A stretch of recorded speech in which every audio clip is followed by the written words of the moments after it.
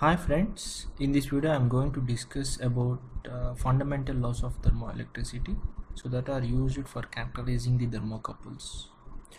These laws are law of homogeneous materials, law of intermediate metals and law of intermediate temperatures.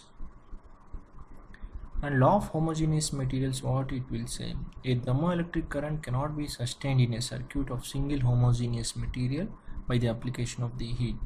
Here you can see this is the thermocouple. If you take only metal A, so no EMF is generated with that single metal, and consequence of this law is that two dissimilar metals are required for any thermocouple circuit for generating the EMF and for measuring the temperature. Here you can see metal A and metal B are two dissimilar metals that form the thermocouple.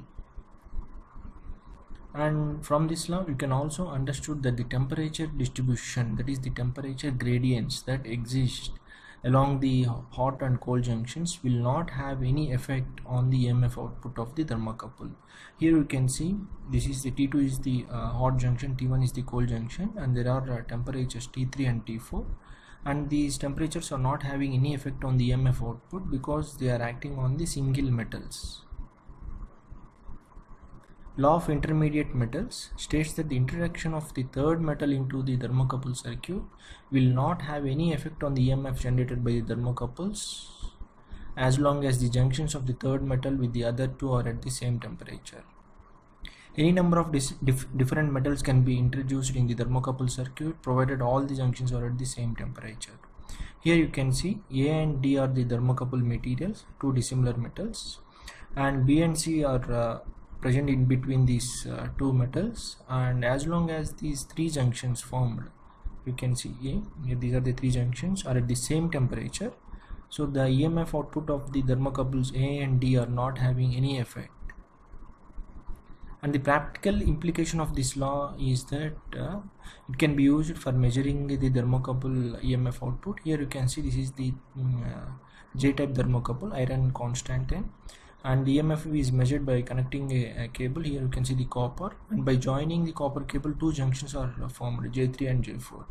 Here the dotted line generally is connected on isothermal block so that the J3 and J4 junctions are at the same temperature, so that these new junctions will not have any effect on the thermocouple output EMF.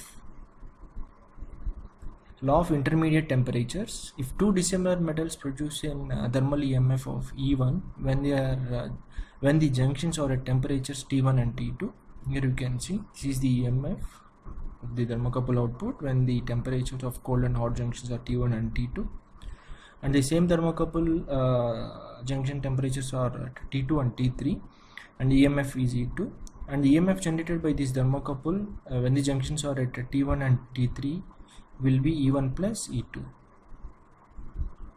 And by using this law you can calculate the temperature output of the thermocouple by adding the reference junction temperature output. Here you can see the thermocouple will not give the absolute temperature value. Here you can see this is thermocouple, and these two junctions are the cold junctions which are placed on the isothermal block, and this isothermal block temperature, that is ambient temperature, need to be measured by using a cold junction compensation sensor, and this output need to be added to the actual thermocouple output so that the display will provide the absolute temperature reading.